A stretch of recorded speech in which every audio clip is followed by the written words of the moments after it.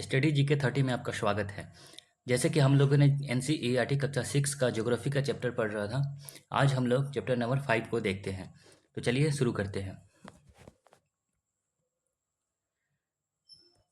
जैसे कि आप पहले अध्याय में पढ़ चुके हैं कि पृथ्वी एकमात्र ऐसा ग्रह है जहाँ क्या है, जीवन संभव है। पृथ्वी एकमात्र ऐसा ग्रह है जहाँ जीवन है। मानव यहाँ जीवित रह सकते हैं क्योंकि जीवन के लिए आवश्यक तत्व भूमि, जल तथा हवा पृथ्वी पर मौजूद है। पृथ्वी की सतह ऐसी है जिसमें पर्यावरण के 3 महत्वपूर्ण घटक आपस में क्या होते हैं, मिलते हैं तथा एक दूसरे को प्रभावित करते हैं। पृथ्वी का ठोस भाग जिस पर हम रहते हैं उसे क्या कहते हैं, भूमंडल कहते हैं। पृथ्वी का ठोस भाग जिस पे हम लोग रहते हैं उसे क्या कहते हैं हम लोग, तो उसे भूमंडल कहते हैं। गैसों की परतें जो पृथ्वी के चारों ओर से घेरता है उसे वायुमंडल कहा जाता है, जहां ऑक्सीजन, नाइट्रोजन, कार्बन डाइऑक्साइड तथा दूसरी गैसें पाई जाती है। पृथ्वी के बहुत बड़े भाग पर जल पाया जाता है जिसे क्या कहते हैं, जलमंडल कहा जाता है। जलमंडल में जल की सभी अवस्थाएं जैसे बर्फ, जल एवं जलवाष्प सम्मिलित होते हैं। जीवमंडल एक सीमित क्षेत्र है जहां स्थल, जल एवं हवा का एक साथ मिलते हैं। जीवमंडल एक सीमित क्षेत्र है जहां क्या है, स्थल, जल एवं हवा एक साथ मिलते हैं, जहां सभी प्रकार के जीवन पाए जाते हैं। पृथ्वी एक ठोस भाग को भूमंडल कहा जाता है। पृथ्वी के ठोस भाग को क्या कहते हैं, तो भूमंडल कहा जाता है। यह भूपर्वती की चट्टानों तथा मिट्टी के पतली परतों को का बना होता है जिसमें जीवन के लिए विशेष पोषक तत्व पाए जाते हैं। पृथ्वी की सतह को 2 मुख्य भागों में बांटा जा सकता है। बड़े स्थलीय भूभागों को महाद्वीप कहते हैं। पृथ्वी की सतह को 2 भूभागों में बांटा जा सकता है। बड़े भाग को हम लोग क्या कहेंगे, स्थलीय भूभागों को महाद्वीप के नाम से जानते हैं तथा बड़े जलाशयों को महासागरीय बेसिन के नाम से जाना जाता है। विश्व के सभी महासागर आपस में एक दूसरे से जुड़े हुए हैं। विश्व के मानचित्र को देखिए, क्या सभी स्थलीय भूभाग एक दूसरे से आपस में जुड़े हुए हैं? समुद्र जल का तल सभी जगह समान होते हैं। समुद्र जल का तल जो है ना, सभी जगह क्या होते हैं, समान होते हैं। स्थल की ऊंचाई को समुद्र तल से मापा जाता है जिसे शून्य माना जाता है। स्थल की ऊंचाई समुद्र के तल से मापते हैं जिसे शून्य माना जाता है। विश्व का सबसे ऊंचा शिखर माउंट एवरेस्ट तल से 8848 मीटर ऊंचा है। विश्व का सबसे ऊंचा पर्वत जो है, शिखर माउंट एवरेस्ट जो है, समुद्र तल से 8848 मीटर ऊंचा है। विश्व का सबसे गहरा भाग प्रशांत महासागर का मरियाना गर्त है। विश्व का सबसे जो है गहरा जो है गर्त प्रशांत महासागर में है जिसका नाम है मरियाना गर्त। इसकी गहराई 11,022 मीटर है। क्या आपने कभी कल्पना की है कि समुद्र की गहराई पृथ्वी के सबसे ऊंचे भाग से इतनी अधिक भी हो सकती है?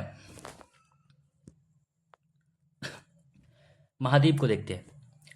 पृथ्वी पर 7 प्रमुख महाद्वीप है। कि पृथ्वी पर कितने महाद्वीप हैं, तो 7 प्रमुख महाद्वीप है। ये विस्तृत जल राशि के द्वारा एक दूसरे से अलग है। ये महाद्वीप है एशिया, यूरोप, अफ्रीका, उत्तरी अमेरिका, दक्षिणी अमेरिका, ऑस्ट्रेलिया तथा अंटार्कटिका। विश्व के मानचित्र को देखिए तथा ध्यान दीजिए कि स्थल का बहुत बड़ा भाग उत्तरी गोलार्ध में पाया जाता है। एशिया विश्व का सबसे बड़ा महाद्वीप है। विश्व का सबसे बड़ा महाद्वीप कौन है, तो एशिया है। पृथ्वी के कुल क्षेत्रफल के 1/3 भाग में फैला हुआ है। विश्व का सबसे बड़ा महाद्वीप जो है ना, एशिया महाद्वीप है। और यह जो है ना, कुल पृथ्वी के कुल क्षेत्रफल का 1/3 भाग 1/3 भाग पे फैला हुआ है। यह महाद्वीप पूर्वी गोलार्ध में स्थित है। और एशिया महाद्वीप जो है वह कहाँ स्थित है, तो पूर्वी गोलार्ध में स्थित है। पूर्वी गोलार्ध इस तरफ स्थित है। कर्क रेखा इस महाद्वीपों से होकर गुजरती है और कर्क रेखा ना एशिया महाद्वीप से भी होकर गुजरती है। एशिया के पश्चिम में यूराल पर्वत है। यूराल पर्वत एशिया के पश्चिम में है जो यूरोप से अलग करता है। एशिया का पश्चिम में यूराल पर्वत है जो क्या करता है, यूरोप से अलग करता है। एशिया को यूरोप से कौन अलग करता है, तो यूराल पर्वत ही अलग करता है। यूरोप एवं एशिया के संयुक्त भूभाग को यूरेशिया, यूरोप प्लस एशिया कहा जाता है। यूरोप एशिया से बहुत छोटा है। यूरोप जो है ना, एशिया से बहुत छोटा है। यह महाद्वीप एशिया के पश्चिम में स्थित है। आर्कटिक वृत्त इससे होकर गुजरती है। आर्कटिक वृत्त ना यूरोप से होकर गुजरती है, और यूरोप ना एशिया से बहुत ही छोटा है। यह 3 तरफ से जल से घिरा है। विश्व के मानचित्र को देखिए एवं इसकी स्थिति का पता लगाइए। अफ्रीका। अफ्रीका एशिया के बाद विश्व का दूसरा सबसे बड़ा महाद्वीप है। पहला क्या हो जाएगा? पहला सबसे बड़ा हो जाएगा एशिया। एशिया सबसे बड़ा है। दूसरा हो जाएगा अफ्रीका।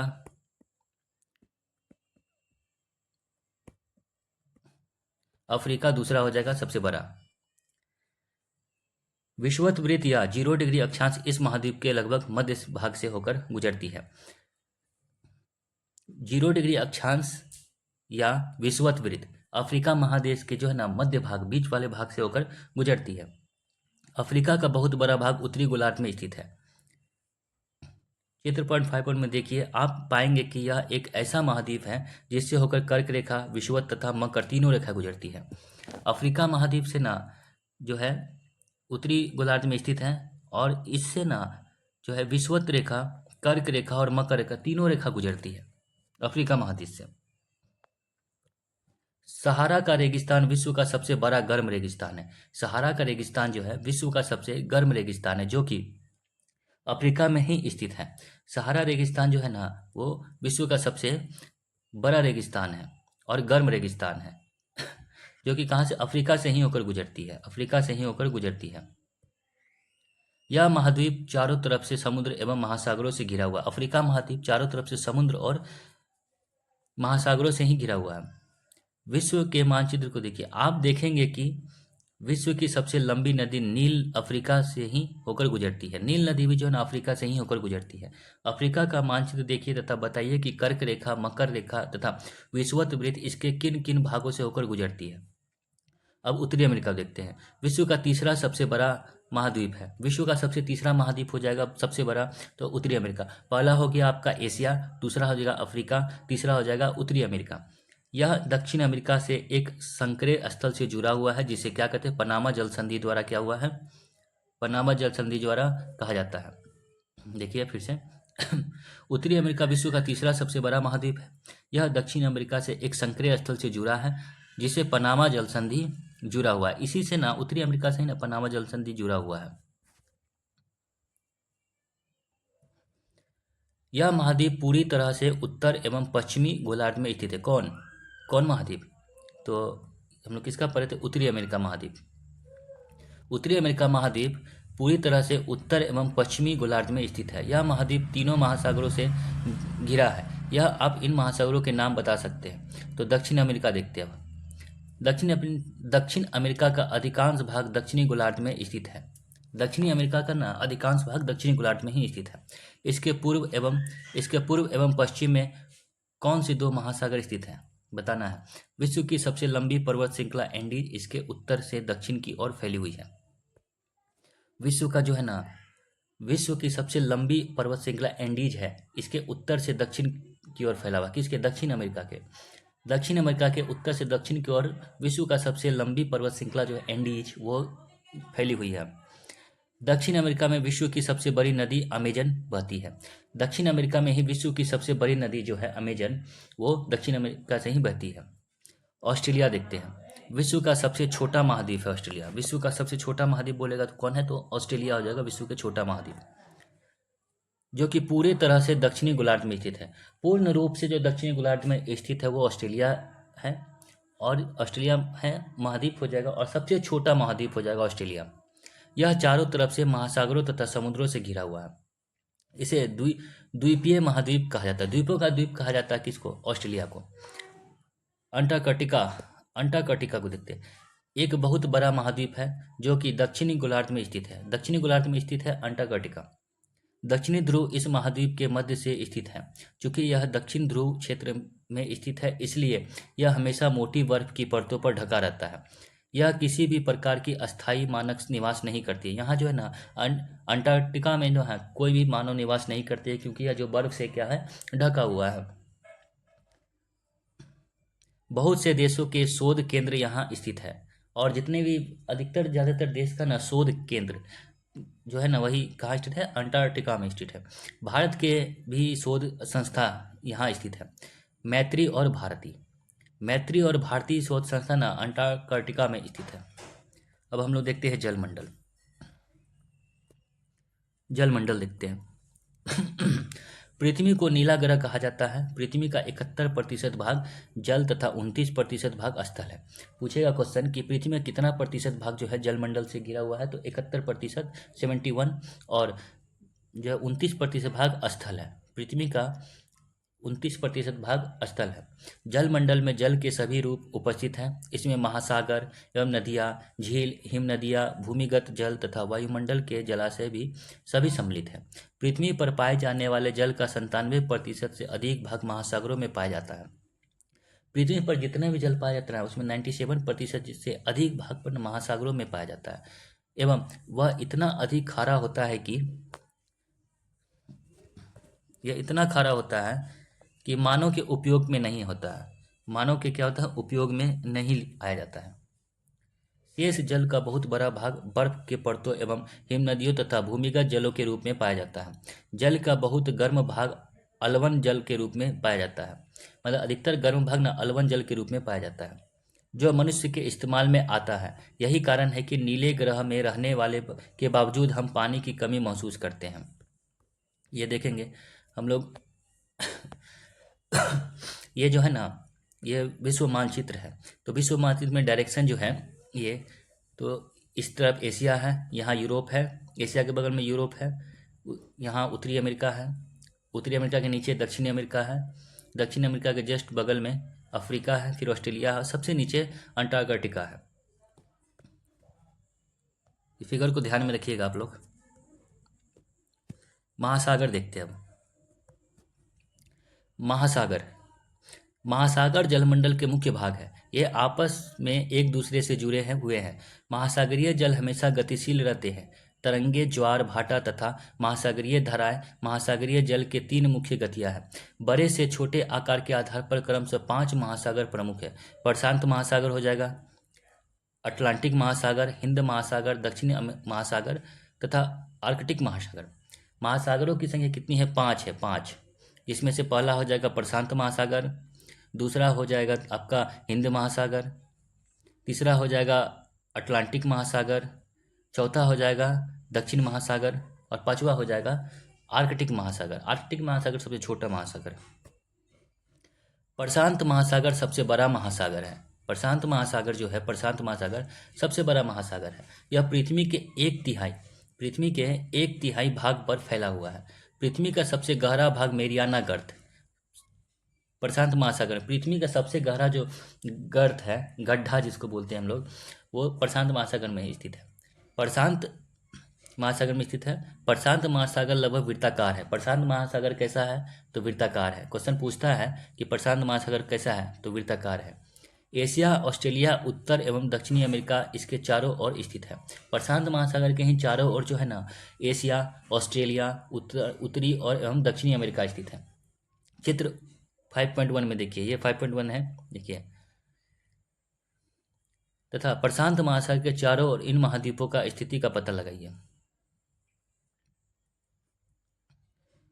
अटलांटिक महासागर विश्व का दूसरा सबसे बड़ा महासागर है। विश्व का दूसरा सबसे बड़ा महासागर अटलांटिक महासागर, पहला प्रशांत महासागर, दूसरा अटलांटिक महासागर है। यह अंग्रेजी भाषा के एस अक्षर के आकार का है। अटलांटिक महासागर जो है ना, वो एस अक्षर के आकार का है और दूसरा सबसे बड़ा महासागर है। इसके पश्चिम किनारे पर उत्तर एवं दक्षिणी अमेरिका है। कहाँ? तो पश्चिम के किनारे पर, पश्चिम, इसके पश्चिम, किसके? अटलांटिक महासागर के पश्चिम में उत्तरी एवं दक्षिणी अमेरिका है तथा पूर्वी किनारे पर यूरोप एवं अफ्रीका, पूरब में यूरोप और अफ्रीका है। अटलांटिक महासागर की तट रेखा बहुत अधिक तंतुरित है। यह अनियमित एवं तंतुरित तट रेखा प्राकृतिक पोताश्रयों एवं पतनों के लिए आदर्श स्थिति है। व्यापार की दृष्टि से यह सबसे व्यस्त महासागर है। अटलांटिक महासागर जो है ना, व्यापार की दृष्टि से सबसे महत्वपूर्ण महासागर माना जाता है। हिंद महासागर ही एक ऐसा महासागर है जिसका नाम किसी देश के नाम पर यानी भारत के नाम पर रखा गया है। हिंद महासागर एक ऐसा महासागर है जिसका नाम किसी देश के नाम पर यानी भारत के नाम पर रखा गया है। यह महासागर लगभग त्रिभुजाकार है। तो कौन सा महासागर त्रिभुजाकार है? तो हिंद महासागर त्रिभुजाकार है, ठीक है। और प्रशांत महासागर कैसा था? तो वृत्ताकार था। अटलांटिक महासागर कैसा था? तो एस आकार का था। इसके उत्तर में, किसके उत्तर में? तो हिंद महासागर के उत्तर में। हिंद महासागर के उत्तर में एशिया, पश्चिम में अफ्रीका तथा पूर्व में ऑस्ट्रेलिया स्थित है। हिंद महासागर के उत्तर में देखेंगे तो एशिया हो जाएगा, पश्चिम में अफ्रीका हो जाएगा और तथा पूर्व में ऑस्ट्रेलिया स्थित है। दक्षिणी महासागर को देखते हैं। दक्षिणी महासागर अंटार्कटिका महाद्वीप के चारों ओर से घेरता है। यह अंटार्कटिका महाद्वीप से उत्तर की ओर 60 डिग्री दक्षिण अक्षांश तथा फैला हुआ है। अब आर्कटिक महासागर को देखते हैं। आर्कटिक महासागर उत्तरी ध्रुव वृत्त में स्थित है। आर्कटिक महासागर कहाँ स्थित है? तो उत्तरी ध्रुव वृत्त में स्थित है तथा यह उत्तर ध्रुव के चारों ओर फैला है। यह प्रशांत महासागर से छिछले जल वाले एक संकरीय भाग से जुड़ा हुआ है जिसके बेरिंग जल संधि के नाम से जाना जाता है। उत्तरी अमेरिका के उत्तरी तटों तथा यूरेशिया से घिरा हुआ है। आर्कटिक महासागर। वायुमंडल। आर्कटिक महासागर जो है ना वो विश्व का सबसे छोटा महासागर है। वायुमंडल को देखते हैं। हमारी पृथ्वी चारों ओर से गैसों का एक परत से घिरा हुआ है जिसे वायुमंडल कहा जाता है। वायु की एक पतली परत इस ग्रह का महत्वपूर्ण एवं अटूट भाग है। यह हमें ऐसी वायु प्रदान करती है जिससे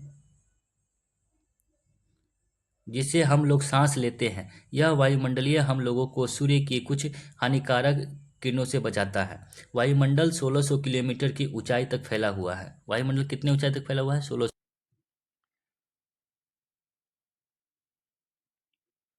वायुमंडल को उसके घटकों, तापमान तथा अन्य के आधार पर 5 परतों में बांटा गया है।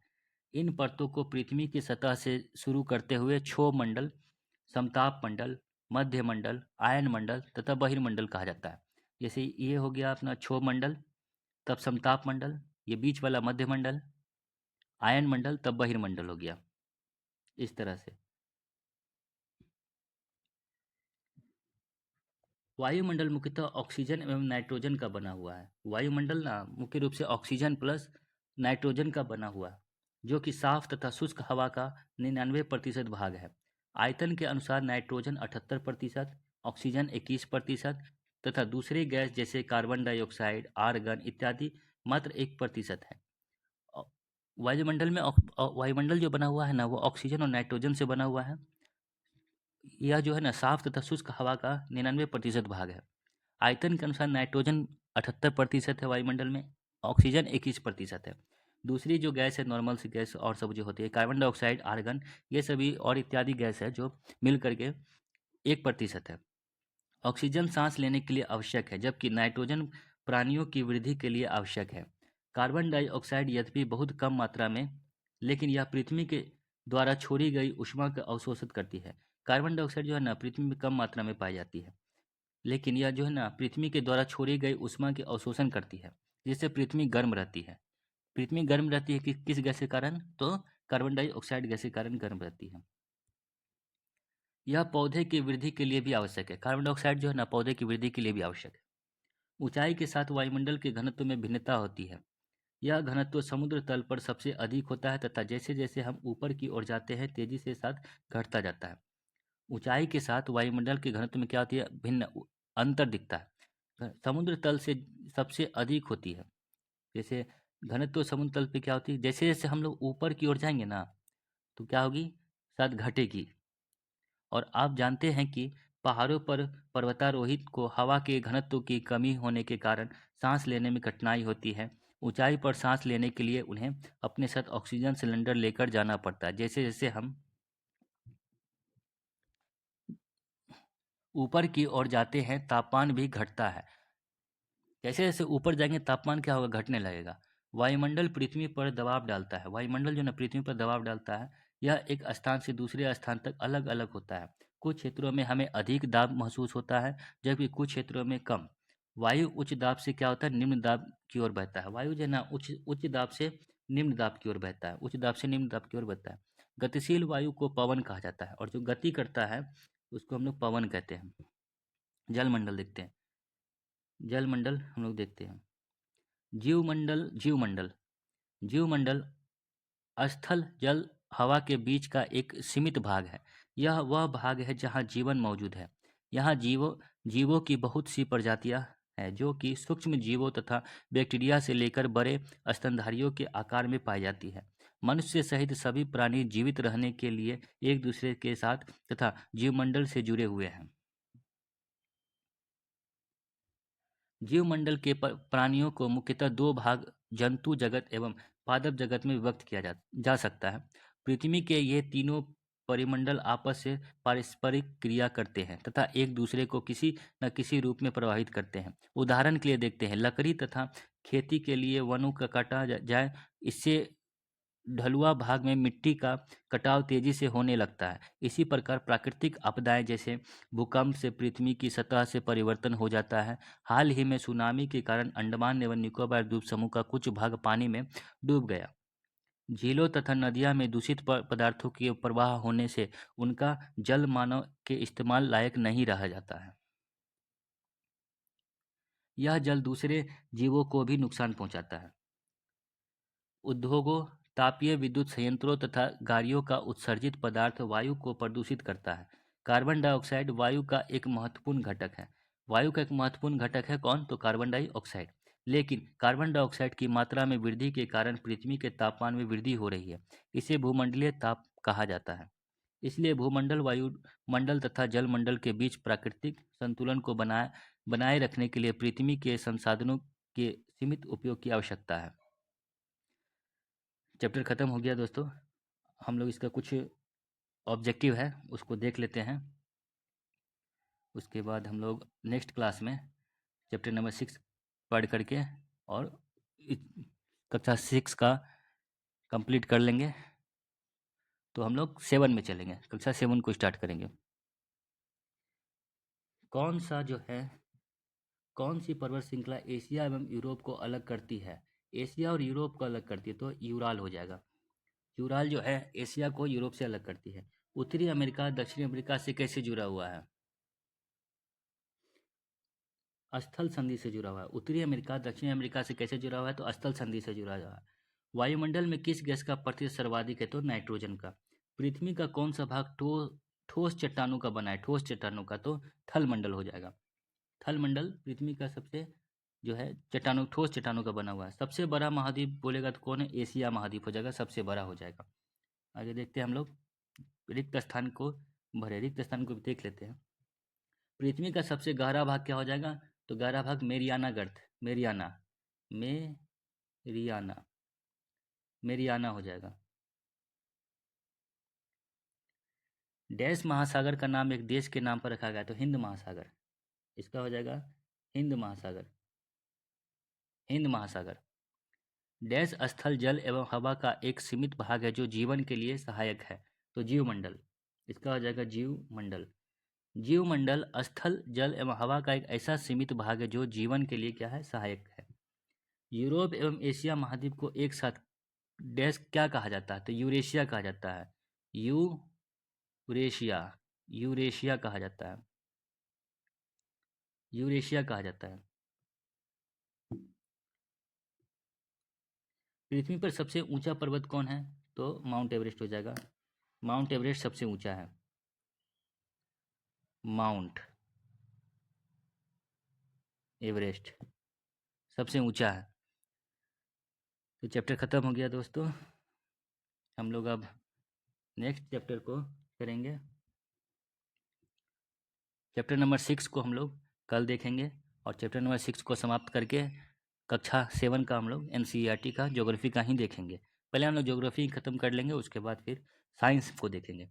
तो आज यहीं रखते हैं, मिलते हैं कल। जय हिंद।